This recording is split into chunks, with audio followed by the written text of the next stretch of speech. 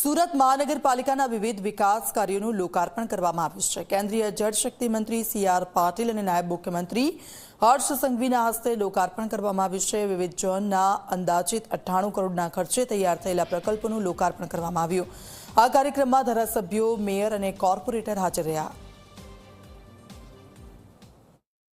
સુરત શહેરની વિશિષ્ટતા એ છે કે પૂર અને પ્લેગ જેવા ભયંકર જે આપણી પર આઘાત થયા હતા એવામાંથી આપણે બહાર આવીને સુરતને સ્વચ્છ અને વિકસિત બનાવવામાં આપ સૌનો ખૂબ મોટો ફાળો રહ્યો છે।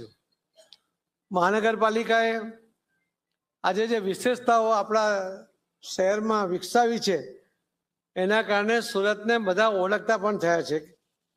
એક સમયે ગંદુ ગોબરું ગણાતું આ શહેર આજે સ્વચ્છ શહેર તરીકે આખા દેશમાં પહેલા નંબર પર છે। ફરીથી આ વખતે આ પહેલો નંબર જાળવવો એ આપણી બધાની જવાબદારી છે।